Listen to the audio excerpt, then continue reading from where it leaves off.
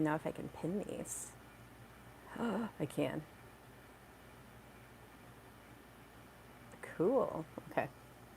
I figured something new on YouTube today. That's great. Um, well, welcome to the Celestic Intelligence podcast. I am your host, Amelie, and we are going to be going through something that really hit me this week. Well, I mean, it really hit me a while ago, but it really hit me this week in just some of the interactions that I was having. So, first of all, welcome.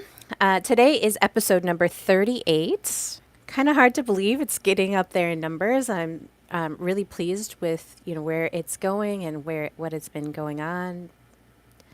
Mike is here. Thank you. Yeah, make sure that if you're coming on to make sure to sub and subscribe if you can. So I want to talk today about numbness, and I want to talk about strength because it was really, really interesting for me to have to go through some really deep loss and grief of one, my mom getting sick and me not being able to communicate with her anymore. And then two, the interactions that I would have with people. If you haven't lost a loved one, chances are you probably won't relate with this, but if you've lost somebody really close to you and maybe it really affected you deeply, even a pet or a job or friendships, you can still feel the same way, even though like it's not necessarily death. There's like an element of death in it. So let's talk about that. Now, when I was going through the grieving process, so many people would show up to me and say, just be strong, just be strong. And like I would look at them kind of weird because I was being strong, right? I was kind of holding it together. But really, what I felt deep down was I wanted to fall apart. I wanted to be able to fall apart at some point in time. And I wasn't necessarily able to do that. And so, a height, yeah. Imwa, nice try. Raymond Cooking, welcome, welcome. So, when I was going through this really deep loss and grief period, people would say, just be strong. When really deep down inside, I felt this polarized, like, be strong, but also, like, I just wanted to fall apart and, like, cry and lose it for a long period of time. And I think that's a normal response for people, especially when they hold a lot of responsibility. There was a lot of responsibility that I was holding in making sure that all of the needs, the medical needs were being taken care of, making sure that my son was being taken care of, the household, the bills. You have a lot of responsibility. And so I thought what I was feeling was strength, but it didn't really feel strong. Like I wasn't being replenished. It was really kind of draining me in a way. So when I was going through that, I would tell people, I don't know what you mean by be strong. I don't think people really know what they mean by be strong and what strength truly is in that moment. Now, it took me a while to kind of walk through some of these feelings of what is strength, what is weakness. Anand, welcome. Hello. It took me a while to really walk through like what is this polarizing feeling? Like it really was polarizing, Like being wanting to fall apart and then also needing to be strong is a very polarizing feeling. And a lot of people would just crumble in that. But I kind of took a step back and really, I am from Delhi. Well, welcome. Thank you for joining. Um, so it's been a really interesting walk trying to figure out what is that and what does that mean? Now, I'm always pulling and questioning, and I'm surprised I haven't mentally fallen apart with all of the loss that I've gone through. I'm pretty certain that there are some aspects where I did fall short and that I handle with a lot of grace for myself because that is quite a bit to go through.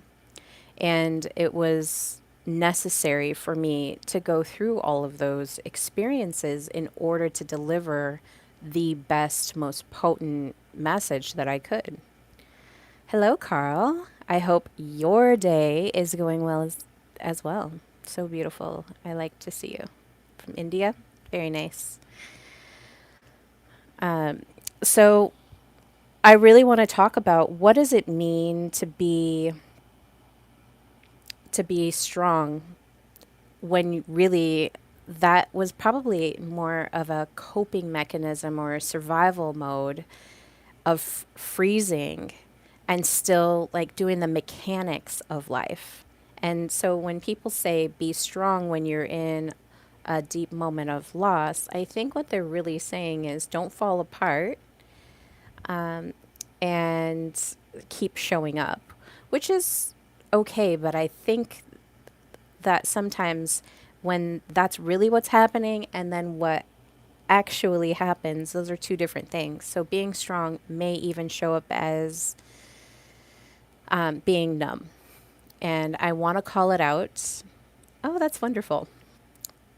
Yeah, shout out if you're here. Shout out like where you're coming in from. I'm always curious to know if you feel comfortable with that. So it really is almost this false strength. Good morning, Ryan Bradley. You're joining me today. That's awesome. Um, so when we talk about numbness, it really is like the survival lens that we're looking at. So numbness is really not a strength. It's a coping mechanism, and it doesn't need to come from the loss that I've experienced. I'm just using that as kind of fuel to share with you guys of why that numbness is not a strength, why it is important for you to show up as yourself and really address it. Now, when you're going through those things, it's that survival mode is always there to carry you through, but it's not something that you permanently sit in. And if you find yourself permanently sitting in that, it's going to be really difficult for you to show up and be present for yourself. Now, our nervous systems carry those messages until we're able to rewire it. And so when you're looking at the nervous system and how do we rewire it, how do we get to where we're present in our body, where we're able to be in that rest and digest, to actually have a full night's sleep and not feel like an insomniac, or to go through your day to day without anxiety or depression or, you know, just fear kind of settling into your nervous system. Really, you want to be able to move and jostle that around so that you are present, so that you are showing up and authoring your own life instead of having it be authored with this pen of fear. So, really, a lot of this comes from the way that we were raised. How many times have you been told to toughen up?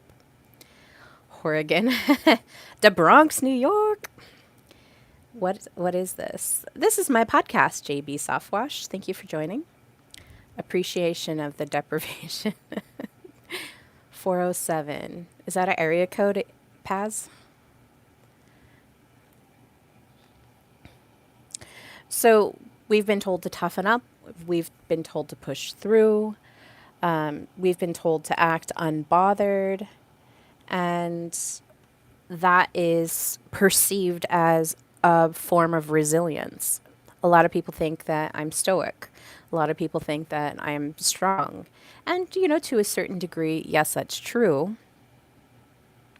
But it's also like part and parcel of have holding on to this survival mechanism of it's 11:11. Hi Shannon, welcome.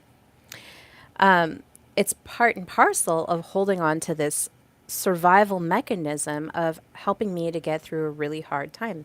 Now, me being a nervous system first leadership approach facilitator, I want to make sure that I'm showing up as my present being. And so I am tearing myself apart trying to figure out how do I how do I show up as my present self? How do I knock out the numbness, knock out these survival modes that people are experiencing?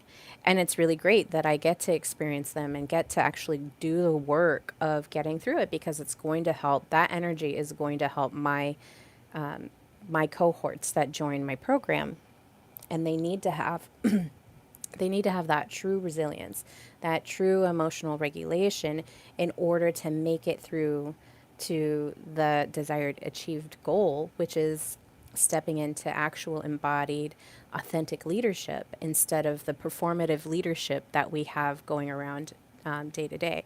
If you've ever had a boss that has belittled you or doesn't care about your future career, even if you've told them that, this has happened to me, or even where you're in an environment where you're starting to feel excluded. It doesn't matter who you are. If you're feeling excluded from the full goal, the full vision, and you're employed and you're accepting an energy exchange of money for labor, that is going to show up in your nervous system. Thanks for stopping by, Ryan. Good to see you. Um, have a great week. And chat, thank you. So let's talk about how numbness is actually like that numbness that shows up as a strength is really kind of this false narrative, this false truth of what strength actually is. So there is this whole idea right now around like girl boss hustle culture, grind through it. You guys can think of some other narratives. Don't let them see you sweat. Just make it look like you're doing well. If something happens, move through it quickly. And even still, even deeper, there's a lot of people who are coaching and mentoring others that don't honor their nervous system first. They're able to go out and project this facade of having it all together, but really being inauthentic. And people are recognizing that. I think even deeper as we step into this world of commerce where AI is at the forefront of all of like I actually, if somebody is using AI to do videos, I notice it. And I'm actually like, whatever it's saying, I can't even listen to it. Like, I want human to human, raw, authentic connection. I don't want the human to AI connection. I don't, I connect with AI, but only I have boundaries with it. There's energetic boundaries there. Manuel de la Cruz, welcome. Thank you. And hello. Thank you for joining us today. So, we culturally, especially here in America, have this glorified idea of what hustle culture is, and thinking that that is the only way that we can make a buck. Now, when I joined a book club earlier this year, we read a book called The Gilded Age. And The Gilded Age is from the late 1800s when there was a lot of boom and bust. So imagine, exploring the land of America and finding all these mines and finding, copper mines or iron mines or coal mines or anything like that. And that was seen as a source of wealth. So if you had land and you were able to stake your land, that was seen as a source of wealth. Now, it was very, very difficult to stay in that. And a lot of people they called it the Gilded Age because there's almost this shimmer of gold on things that were empty. It was like eating a chocolate bunny. Like the bunny looks big in its whole, but like inside of it, it was hollow. And so when you think about the Gilded Age of yesteryear, of the late 1800s, it's very similar to right now, today in the digital age, when we've got all of these startup companies. They come in, they build something up quickly, they try to sell it off as, being as marketed as like being millions of dollars or even billions of dollars. And yeah, there's some success stories. I mean, even YouTube, which I'm on right now, back in the day, it was owned by, somebody developed YouTube, and then later on, Google purchased it. And now it's a part of the Google metaverse, so to speak. But you had a lot of that going on, and you still have that going on today. So we have this hollow, gilded image of what business culture is.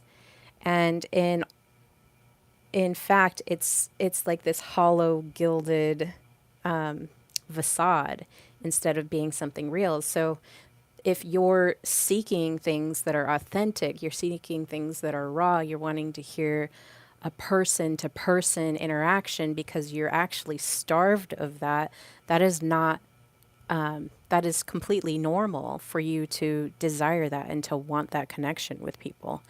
Now, the grind culture, this hustle culture, is perceived and praised as a strength. Like you've hustled enough to get to X number, when really it's really energetic. Energetically, are you able to hold that?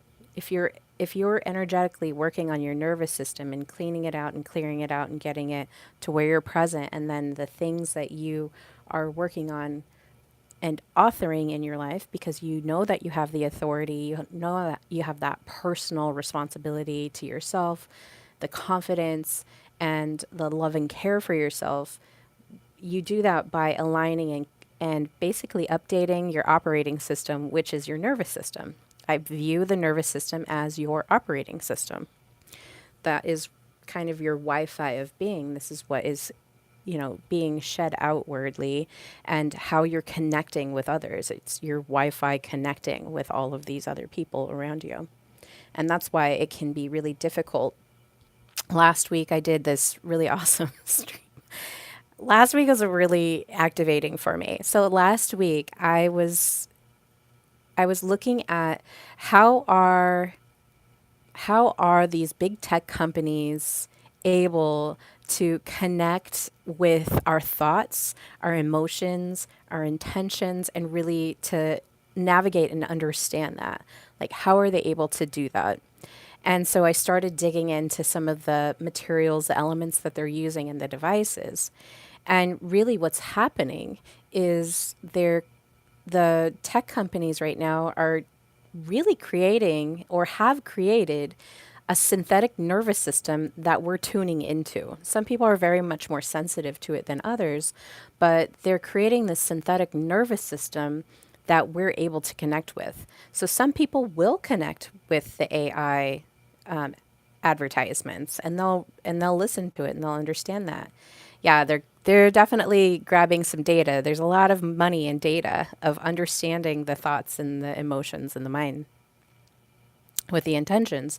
They want that executive function. They're copying our body, the body's beautiful human intelligent mechanisms that we have that are available to us.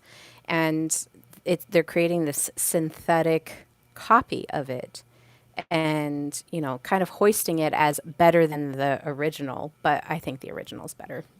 Okay. So, what is numbness? Now, numbness is a survival mechanism, and it is what is really happening here is there's this disconnection from your body. So, if you feel disconnected, chances are it's strength showing up as numbness. Like you're holding yourself up higher when really you just want to fall apart. It's like you're frozen. You're like, I'm not going to let this go. I'm not going to let this go. And so it's a disconnection from your body, from your emotions, and from your presence.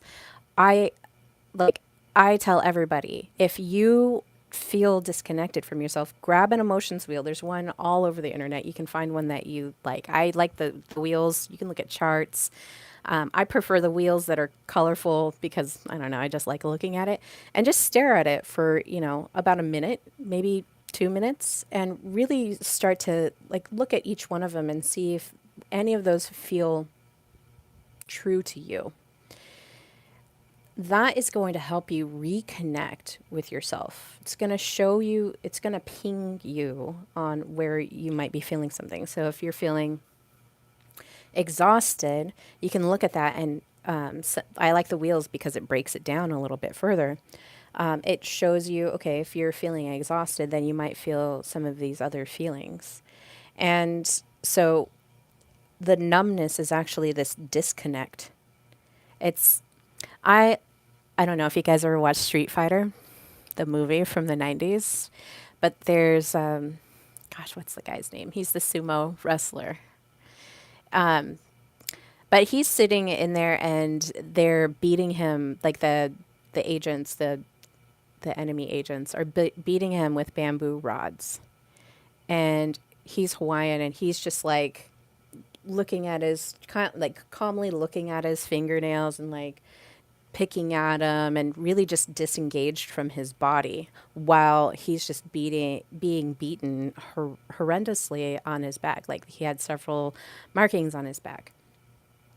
Now, what he was doing is he was disconnecting his mind from his body, and he was able to, you know, separate himself from that so as not to cause pleasure in this person who is whacking him with some bamboo, whatever.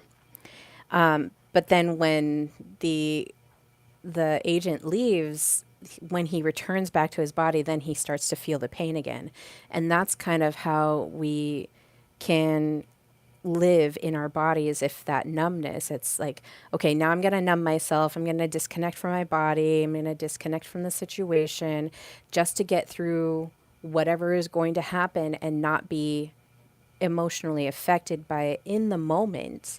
But when I return to my body, then I have to, acknowledge the pain, the feelings that come from that, and really work through that and become present in it. Now, if you're experiencing strength and it really is numbness, this can be extended for a long period of time. And so you're going to feel that disillusionment, that disengagement, the disconnection that comes in from that. Do you think they want the soul? Um, they definitely want, there is this need for control. There's a lot of money that comes into being able to harness the executive functions of the mind, Emmanuel. There's a lot of money in it. It's $1 trillion right now. It's $1 trillion run on who is going to be able to create the brain computer interface equipment and replace things like the mice devices, keyboards, and create whatever it is, like whatever wearables, especially if it's non-invasive wearables and like hand wearables where you can actually monitor, like engage with the interfaces that they're creating. I did I think if you go to my Substack, there's an image from The Matrix Reloaded 3 where it's like these two people in a white room and they have this huge, what looks to be like a glass screen, and they're able to kind of, monitor everything from that and move their hands. They don't have any type, there's no keyboards, there's no, hardware or anything that they're using. It's just them sitting in a seat and moving their hands around. So that's, I think, what they're going for in this. I don't even want to call it an arms race. What would the best term be? Like this tech race into whoever develops it is going to be like the Google or the like iPhone or the smartphone, like whoever's the leader. There's a lot of money in that. So there's a huge race right now going for that. So numbness, just going back to, my analogy here, numbness is actually the nervous system shutting down under the survival strain. So, in that moment, the sumo wrestler had to disconnect from his body in order to make it through and survive the beating that he was experiencing. So, why does it feel powerful, even if it's temporary? Why does it feel powerful to be able to disconnect like that? Okay. So, first, it's a short term ability to bypass the pain. Okay. There's an illusion of vulnerability that comes in with it. So, it does feel very powerful to be in those moments. But the cost here is a loss of intimacy.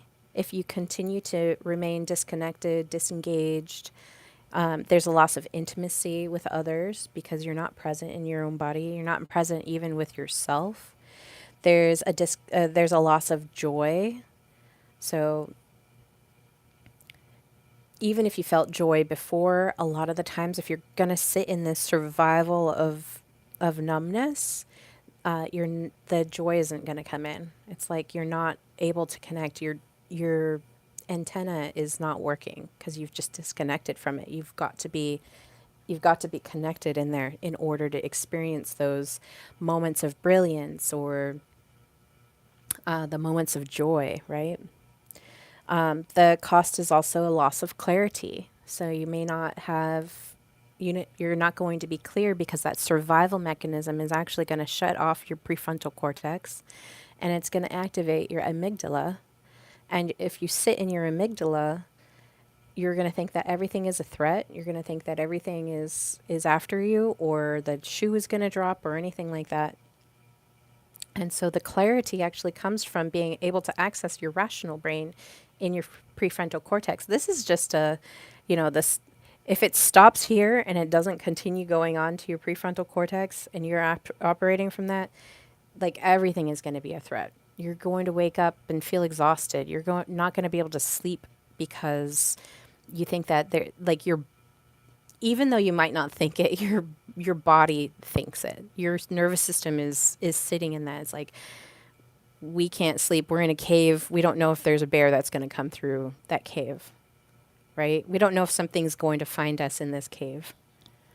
And then the other cost is authenticity, right?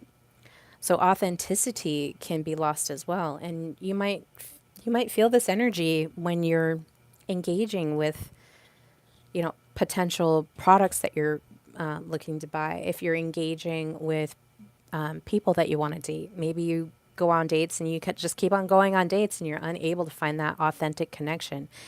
You might be a little bit numb or unable to connect with others, and you need that authentic connection in order to do that. Maybe you don't have friends, or maybe your friends are just disconnected from you.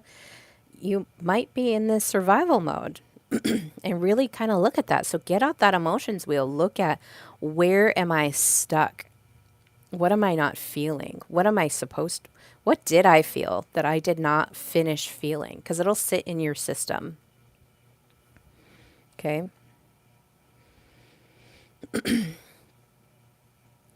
So when we're looking at the sovereignty of our own system, so sovereignty is being able to make your own consensual decisions, to say yes to things you want to say yes to say no to things that you want to say no to. And then if you're confused, you just say no to that because you're like, I'm feeling confused. I'm a little apprehensive about saying yes.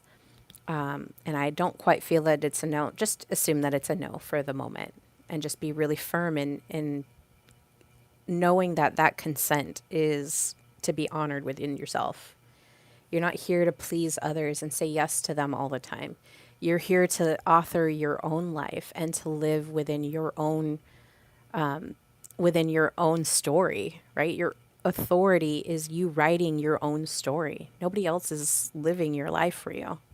In fact, if you are making choices based on somebody else. I don't care if it's your partner, if it's your parents, if it's your children, if you're making choices based on what's going to make them happy and it's causing you to be unhappy, you're not living within your own consent. You're not authoring your own life.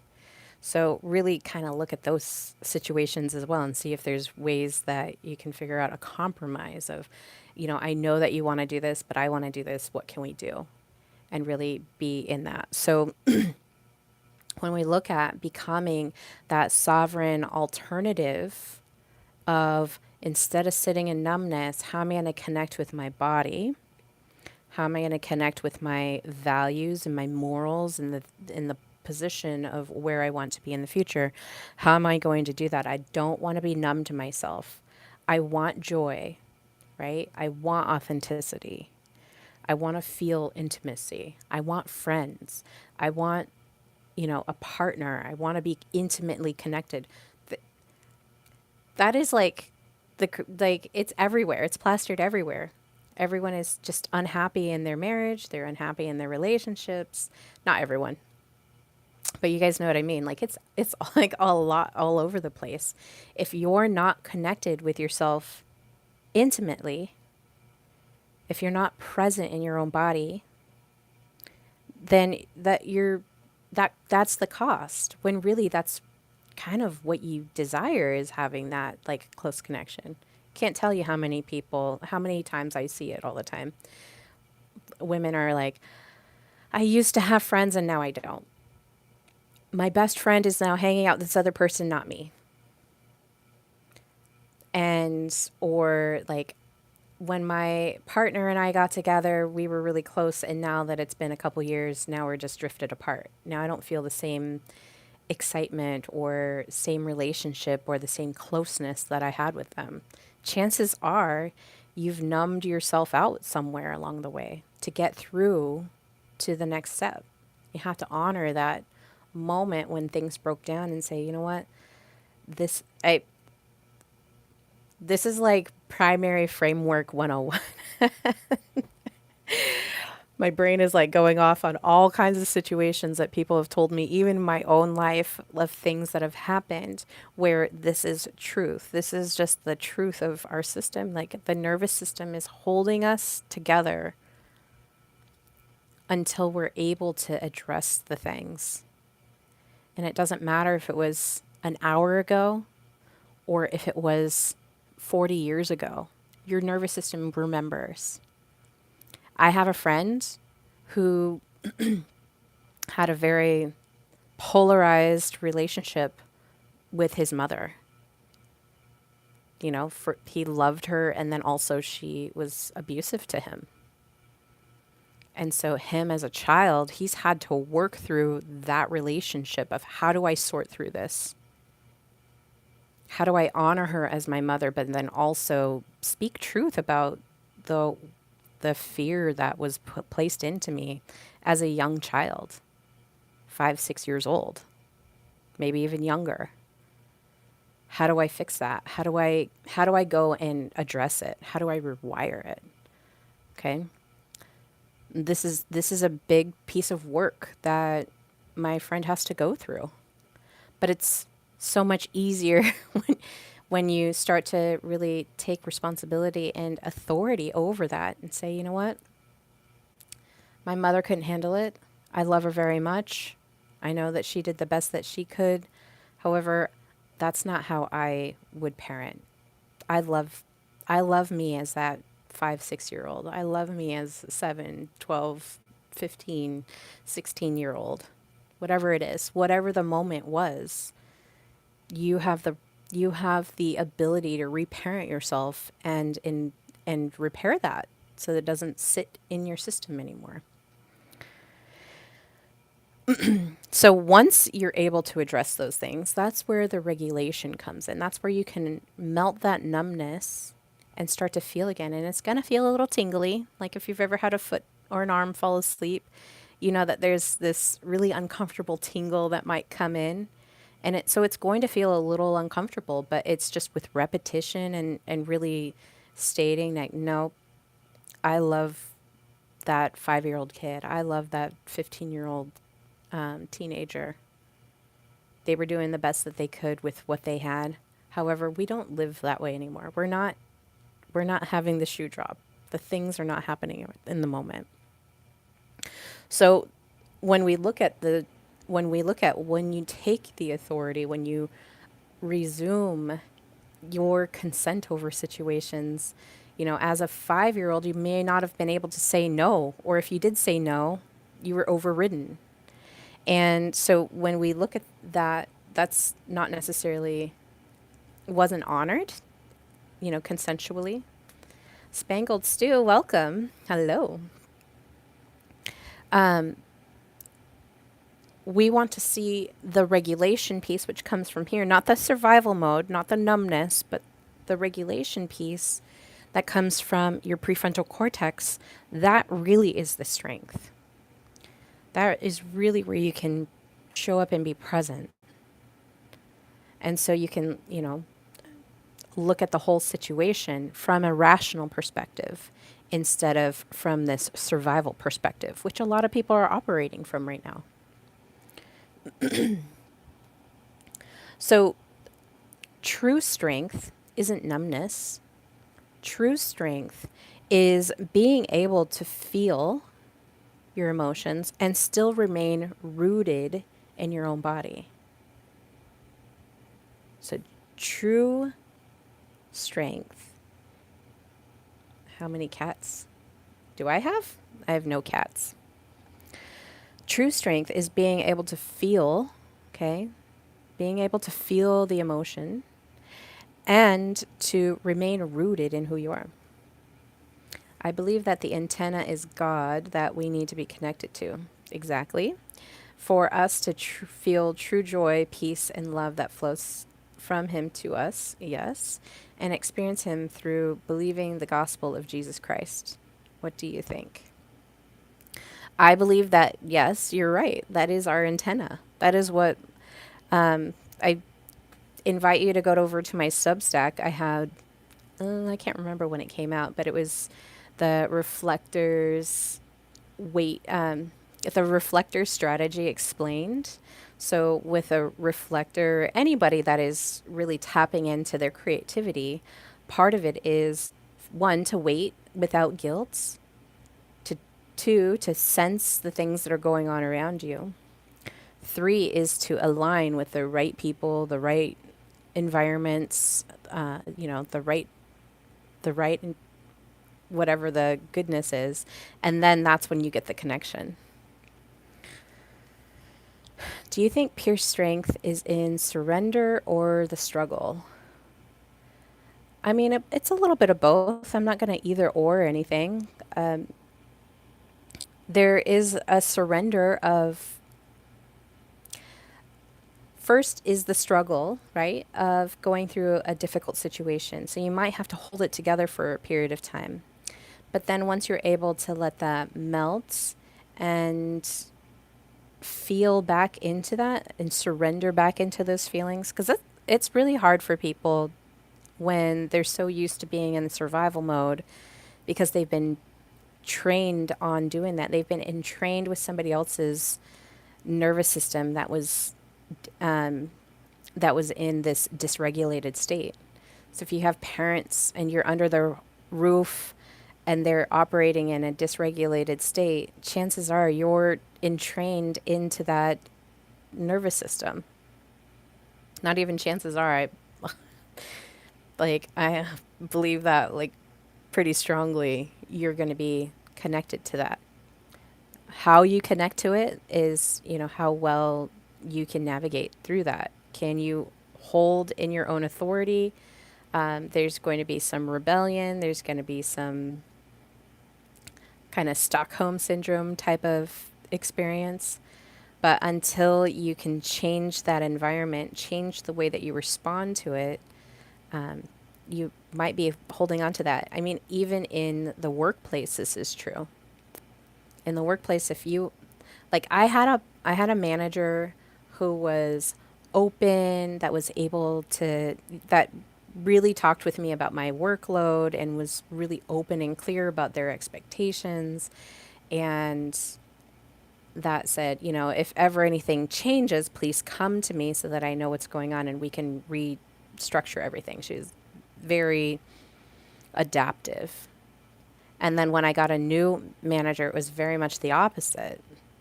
She didn't engage with me. She wasn't able to negotiate the workload. In fact, she would say yes to all of the workload. And it caused, like, she would come in and she would be visibly stressed. She would be sighing all the time in her office. You know, like there was sounds and signs of visible stress that were really difficult for me, even though I was doing the same thing and I knew that I was capable of it. Over time, because of her stress, I felt stress. And over time, because of me being engaged in that dysregulated nervous system, I started to have panic attacks. My blood pressure went up. All of these things, health wise, body wise, started happening as kind of this last call of, hey, something's not right, something's not right, something's not right. But I was able to kind of disengage from that with numbness and just continue through until the point where I couldn't anymore. It got so bad that my prefrontal cortex operating large and small motor skills were I was unable to even lift my arms. That's how deeply burnt out and exhausted my system was. I didn't have anything more to give. And after that, it was only a matter of months before I was like, okay, I can't do this anymore. So the dysregulated nervous system is very important to look at. So to all the people around me, like all the things that were going on in that moment, it looked like I was strong enough to get through it. But, I could only numb or hide the struggle or the pain that I was experiencing for so long. And I'm not sitting here blaming that manager. However, now I'm speaking up against it because now it's just this kind of behavior is happening all the time in the workplace. It's happening all the time in family dynamics. It's happening all the time in relationship dynamics. And we need people to start speaking up about it and really get back to the basics of nervous system regulation. And that needs to happen first. So, in essence, like the revelation here is that the numbness will keep you alive. It will keep you going. It'll keep you performing to a certain extent, but it will never make you sovereign. It took me 2.5 years after that job, after going so far down to where I couldn't even do large and small motor movements. It took me 2.5 years to actually disengage from that and feel actual relief from anxiety and from, maybe some feelings of depression or whatever to actually re-engage with my feelings. It took me 2.5 years to get there. And even then, when I took on another job, it was really quick from taking that job on and then having some personal things happen in my life to recognize that, hey, this is not the way that you want to operate. This is not the way that you're being sovereign. And that is very important to me, is to have personal mastery, to have emotional mastery, to have personal mastery, and certainly to a certain level of having professional mastery. So numbness will keep you alive, but it doesn't give you the sovereignty. It doesn't give you the joyous experiences of life. Remember, we're talking about the cost of when you accept the numbness. It's a cost of intimacy. It's a cost of your joy, your clarity, your authentic being. It's a cost of, things that you might want to say or things that you might want to do. There's a cost that comes into it. So I often talk about the trade-offs of these things, and there's definitely a trade-off when you're living in your amygdala. There's a cost to the prefrontal cortex, which is, if you're experiencing the brain fog or some of the other survival, like the numbness or the flight, if you're unable to commit, chances are you're still sitting in some numbness there. Okay, so moving on, I wanted to talk a little bit about numbness not being this emotionless being, right? You still are emotional. It just is flattened, it's muted, or it might be disguised, okay? The thing about hustle culture or the people like myself who have turned to work as an addiction, a work as a way to avoid or numb out the feelings, like hands raised, is that you? Because that's me. What is really going on is your nervous system is protecting you from perceived threats. And so, what can feel like non feelings, like somebody asked you, how are you feeling? And you sit and you say, I don't know. Chances are you're numb. If somebody asks you how you're feeling and you say, fine, lie, that's not a feeling. You can avoid it. That's an avoidance tactic. Or okay, whatever you're saying to not actually feel the feeling. That's why I encourage you to get the emotions wheel or emotions chart or however you want to look, and just look at it. Just look at all the words that are on there and see if there's something that you identify with. I did this a few months ago. I was looking at the emotions wheel. I was just for a couple minutes, just kind of like, oh, okay, and it's one of those beautiful, colorful ones. And I got the emotions wheel, and for a long time, I was like, I just feel disgusted. But when I looked at the emotions wheel, it was really routed in a lot of anger. I had a lot of anger sitting in my system.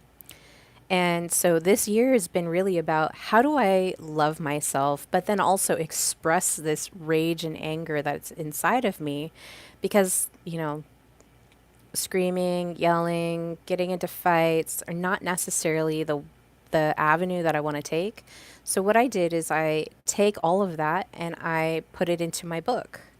I put it into my podcasts. I put it into my live streams. So I find artistic ways of not just vocal expression, but just expression in general of how I get those feelings out. So this is actually me speaking up is a way that I'm expressing some inner rage that I have of you don't want to be sitting in that numbness. You don't want to be sitting in this. You don't want to be that. So this is actually a very healing way for me, a very cathartic way for me to express how I'm feeling and also to help others recognize these survival signals that they're sitting in. So let's look at some of them. So exhaustion or depleted. If you say, I feel tired, that's a feeling. I feel exhausted. I feel depleted. I feel empty. Those are all signs that you might be sitting in some survival freeze numbness mechanisms. So you can't feel because you have nothing left. There's nothing left to give. In fact, it might be hard for you to get out of bed in the morning because you have nothing left. It might be hard for you to even think about what to have for dinner. It might be hard for you to think of how am I going to clean the house when I've, spent this X amount of time doing this. So exhaustion and depletion comes with this hustle grind culture that is largely being promoted without the ugliness showing from the other side. People make it look great. Oh, I do 7 figures a month in my business. I'm sure you guys have seen ads like this. Do 5 figures in your business, do 6 figures in your business, do 7 figures in your business. Well, how are you going to do that when you're exhausted? You're just grinding all the time. You're numb. That's what the coaches and the mentors are not telling you when you go to buy a program. You can't just go buy their success. You have to be able to hold it in your own system. And if you're feeling exhausted and depleted, you're not going to be able to hold that in your system. That's the thing that nobody's really saying. And that's where the inauthentic, exchange is happening. You're going to get this $1 million business, 6 figures, 7 figures, blah. Yeah. Okay. But are they operating in a regulated nervous system? Are they able to hold what they're promoting?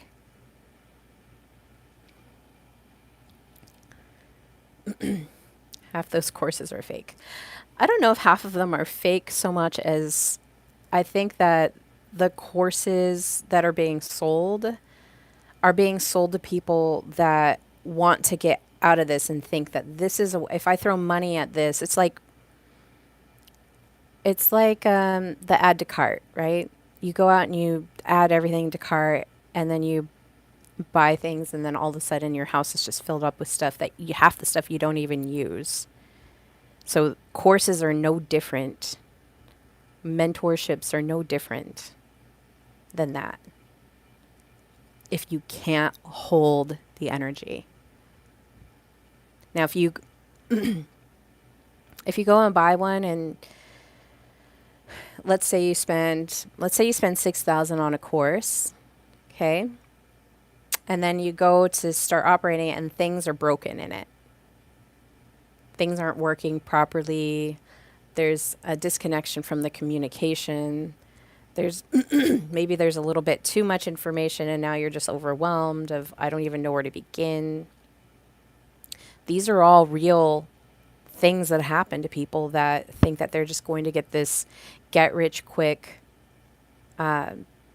idea. Like, this is a huge thing that's going on, and it's nothing new. It was happening in the Gilded Age. It was happening in the late 1800s. They were thinking, I'm going to go stake out my land, and then if I sit on the land for a long time, then I'll get millions from it. And so they start building up this huge thought process, and that's great, but you have to be able to hold those things in your nervous system. And if your nervous system is sitting there saying, I have to protect you, it's not going to be able to hold these big dreams. And that's what these get rich quick courses are like. You have to have a solid prime foundation of things to build on. You have to have the authority. You have to have your own sovereignty and to be able to hold it without leaking it everywhere. All right, let's move on to the next one. I've got a few of them. So suppressive stillness. So if you're feeling suppressed, if you know that you're still, that you don't want to move, because if you move, then you'll be noticed. If you are suppressing your voice, which I did for a long time, especially when I went through some really difficult things. I tried to be really, really I was trying to be really strong when my uncle was dying and still continuing to show up. I even showed up, for a stream in a bathroom at the hospital because I was like, I'm dedicated to doing this. If I miss one, that won't honor. I know I can do it. I know I can make it through this. Okay. So suppressive stillness is pushing everything down so that nothing leaks out. It's like compressing everything. Compress, compress, compress, suppress, suppress, suppress. And you can do that for a period of time. But eventually you're going to have to start digging that stuff out. And the further you suppress it down, a little bit more difficult for you to start getting in there. Think of it as like clogging your drain. It's great until there's like a monsoon, and then it's like not good. Your plumbing is shot now that you've, you know, knowingly clogged your energetic vessel. The next one is indifference and apathy. And boy, did I ever feel this one pretty deeply. So, pretending that things don't matter when they did matter. Watching someone who has little experience in my field get promoted over me, and I asked for it and I didn't even get the opportunity to apply to the position.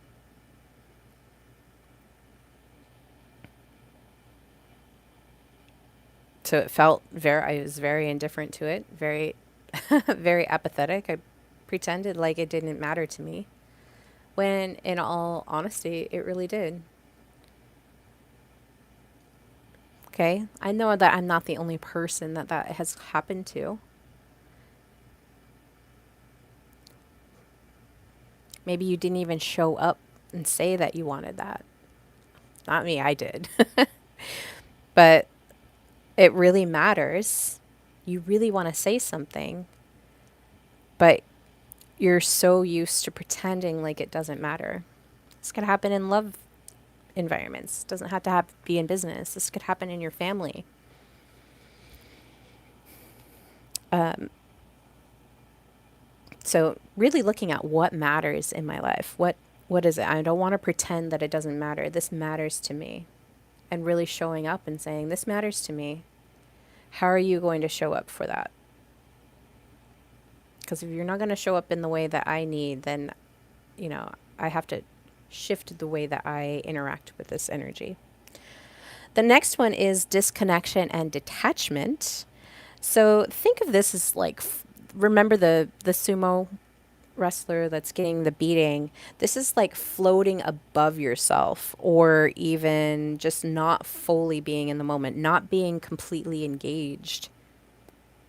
Okay?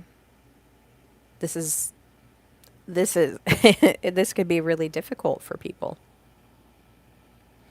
especially if you're desiring that intimacy. Now, if you're numbing and you're like, "Man, I don't engage with all my friends anymore." And now they're not calling me. Instead, I see them hanging out with other people that, we used to be so close and now we're not. A lot of women, this happens to when they have children. It changes their identity, and then they're having a hard time of, how do I still connect with my friends? Okay. So there's a little bit of detachment. Now, detachment is not necessarily a bad thing, but if it's disconnecting you from intimate relationships and it's not creating a healthy exchange of energy, then yeah, we're looking at numbness, okay? But detachment, detaching from outcomes, detaching from what you think should happen, that is a little healthy. But floating above yourself, not being present in the moment, those things are a little bit, we've got to watch out for those bits. Um, the next one is resignation. So resignation happens when maybe you say whatever. Maybe you say, I suppose. You're just resigning to whatever is being asked. You can't even answer the the request with a yes or no, right? Remember what I said about yes or no. That act of sovereignty, the act of consent to something. That's the sovereignty, is consenting to something that you want, that you are having happen. But if your response is this resignation, this quiet resignation of saying, "Oh, whatever. I don't care." There's no decision. There's no yes or no. There's this kind of confused or resigned, whatever. You choose. I suppose those kind of responses to requests, you might be resign. You might be resigning. You're at least resigning your consent to something. I used to be in a deep depression. Oh, Emmanuel says, I used to be in a deep depression. I recommend doing what I did, which was surrendering my life to Jesus. He helped me out of a depression and more. He came and gave me a hope. He wants us to experience what he has for us in his heavenly kingdom, where there will never be any pain or suffering, but we have to want that intimate relationship with him. Yes, and like in order to connect with that, you've got to be like, what do you think the cross is? It's like these two pieces that are connecting you. You've got to be connected with yourself.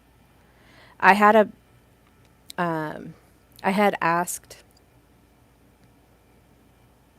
I don't even think it was a spiritual leader. I was like, I don't feel like I'm connected to God, and I want to be connected, but I don't feel connected. In fact, I have a lot of fear right now. I'm feeling a lot of fear, which is this nervous system, dysregulated nervous system. I have a lot of fear, and I want to feel the joy. I want to feel that connection. I want to feel that clarity that I am a part of something bigger than myself. Okay, Emmanuel, I struggled for years with that. And like I look back now and I'm like, I clearly had a dysregulated nervous system. I clearly had this really terrible relationship with my father, and it leaked into my relationship with God. So this is a foundational thing that people do need to, I hear what you're saying, and yes, but a lot of people will struggle with just saying, I'm surrendering my life to Jesus.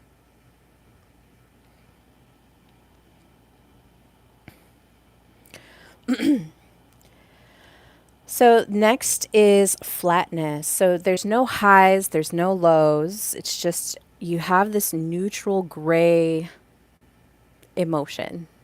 So people might find you stoic. They might find you grounded. They might they might see you as that. And people really want like animated people. They really want to feel that life and that joy and that expression, and to be really able to connect with you on that level of intimacy that we were talking about, that numbness is a cost of.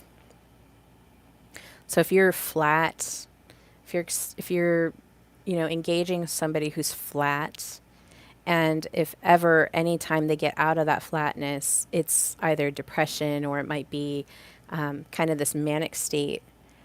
That flatness is like, okay, I've stuffed all my emotions down. I don't have to feel any of them, and I can get through my next few moments of however long I need to.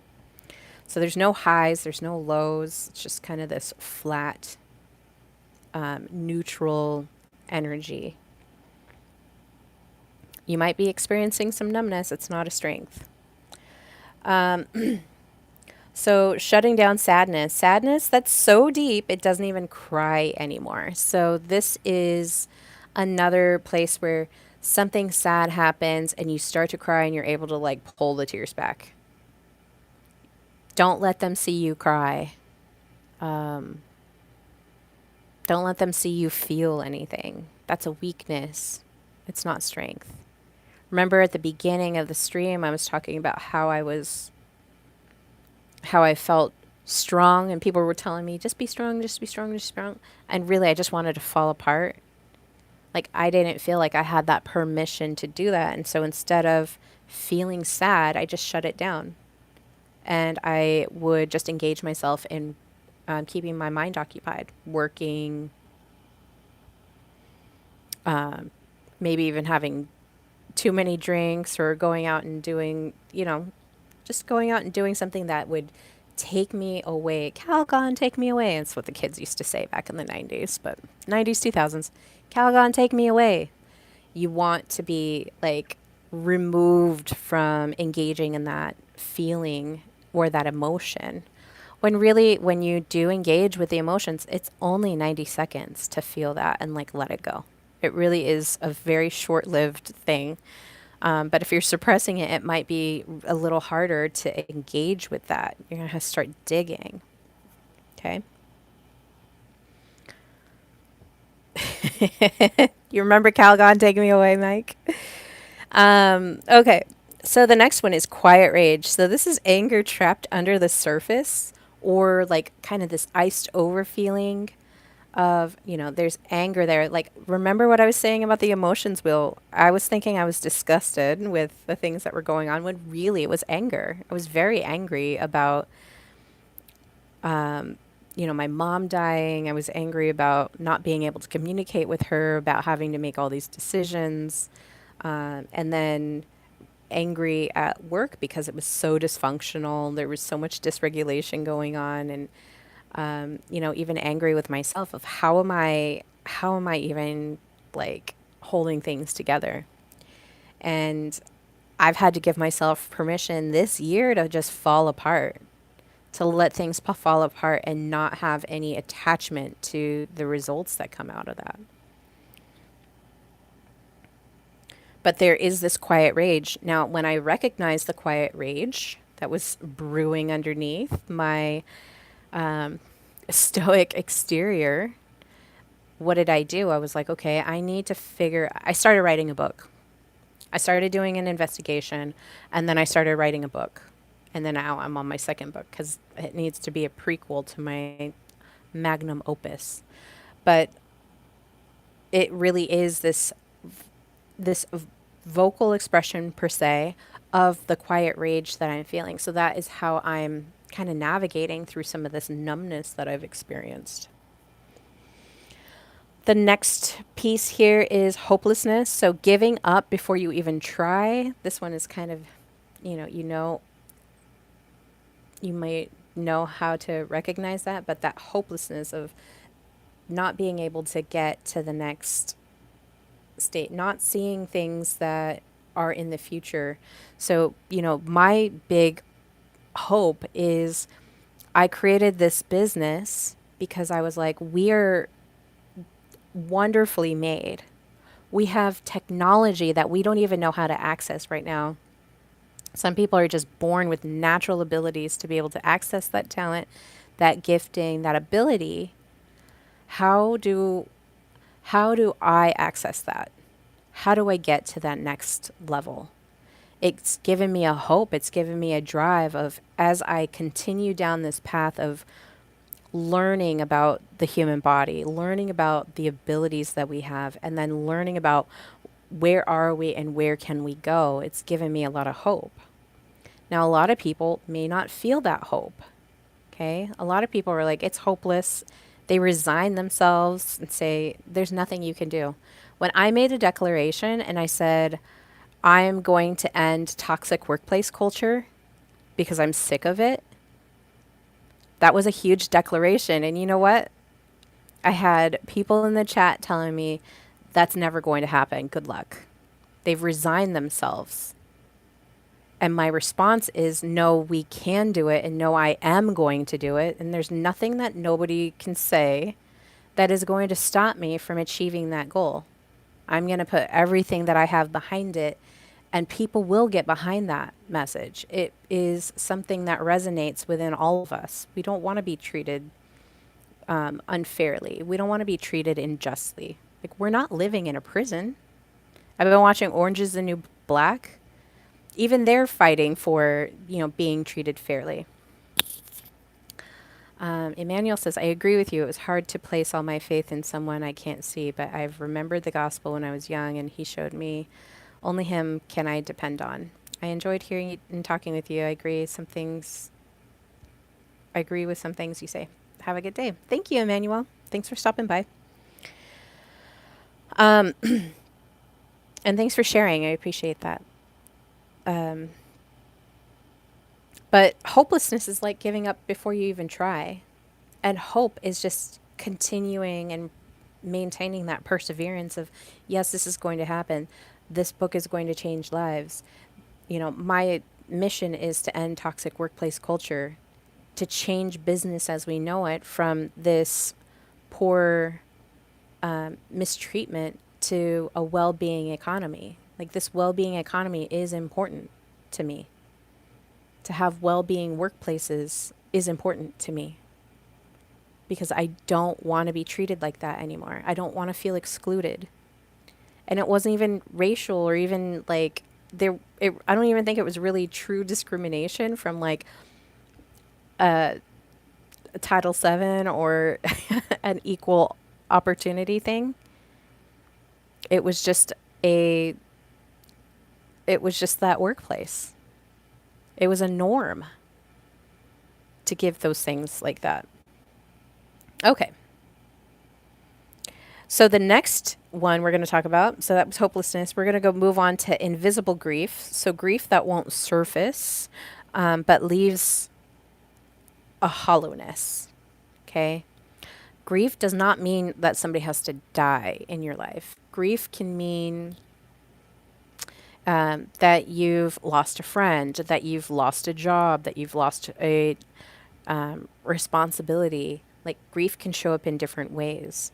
And how we manage those is, that is the kind of catalyst of are you in actual strength, or are you in this invisible grief, which I think a lot of people don't understand.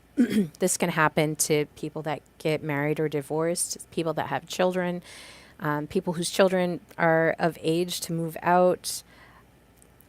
Lots of changes really reshape who we are, and we can hold a little bit of grief in that. This inability to move through the mourning of it. Okay. Next one is over compliance. So going along without care or preference. So masking your true needs. This kind of sits in that resignation piece of, do whatever. But this one is, this kind of the same energy of just comply, over comply, just do the thing, go along to get along. Nothing's ever going to change. This is just how it's always going to be. It is what it is. Like, I've always hated that saying, it is what it is. I've always hated that saying. And it's because there's like this resignation or this compliance into something that I never wanted to comply with. I'm like, well, why does it have to be that way? Why can't we change it? Okay. And then you're masking what you're truly needing. You're truly needing something. I need people to buy my book when it releases. I need people to pre-order. I need people to share it when it releases. I need that. Now I could sit here and just be like, oh, okay, I'm releasing my book and that's it. Releasing my book and that's it. No. I'm releasing a book that is going to be the playbook to change workplace culture, to call out these false leaders that are really just kind of, the story that I want to tell you guys, it's just crazy. Maybe for another day. I'll do it for another day. I've got to go. I've got to get ready for another meeting. But like right now, this is going to be changing the way that business culture is run. This is going to be a playbook of our well-being workplaces. Okay. I'm calling for it. I'm asking for it. Like, I want everybody to share it. I want it to be a bestseller. I want it to make a difference. I want to make an impact. And this is just the beginning of something. Okay. So let's look at the key insight here of what numbness is. So numbness is not neutral. Okay. This is an emotion that has this gilded armor around it. All right. It may appear like absence. It may appear like this apathetic way of dealing with things, but really it is emotion, but it's wrapped in this armor.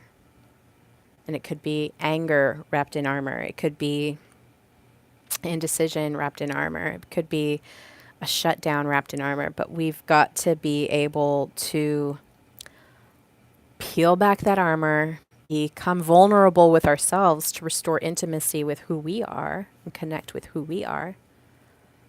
And that will help restore intimacy with others. Because now you're going to be open. Now people are going to be resonating with you. They want what you got. You got that je ne sais quoi, as the French say. So the numbness is actually coded survival response. And this happens with people. But it's not truly a strength. This is a false appearance of strength. So when you're giving your condolences to somebody, try not to say be strong. Just have them be, if you ever need to talk to me, I'm here for you. They may not talk to you. It's a lot to go through. It's a lot to go through grief, but we still have to go through it. And grief is not linear. It's cyclical. Okay? Anyhow, that is my stream for today. I'm not going to go for 1,000,000 hours like I normally do, but if you guys are following me on TikTok, please find me over there. It's Celestic Podcast, I think is what it's called, on my @ And please, if you're watching this, subscribe to my channel. I appreciate you guys liking, share this with people who you think it will resonate with. If you run across people in your communications, I appreciate that. I want to get 1,000 subscribers by the end of the year, and I probably will get to more than that, but that's my goal. I'm setting that goal today. I think I can do it. So thank you guys so much. Thanks, Mike. Thanks, Emmanuel. And who else was here? Spangled Stew. And Shannon, if you guys are still here. It's been lovely. Got an idea? We'll share. Perfect. You can reach me in our chat. All right, guys. I love you all. Thank you so much. Thanks, Shannon. I hope you guys have a wonderful rest of your day, and I'll probably be on later today. We'll see. I have a couple appointments, and but yeah, this has been episode 38. Numb is not a strength, and I hope this was really valuable for you guys, and you learned a little bit of something new to crack into who you truly are. All right, love you guys. Bye.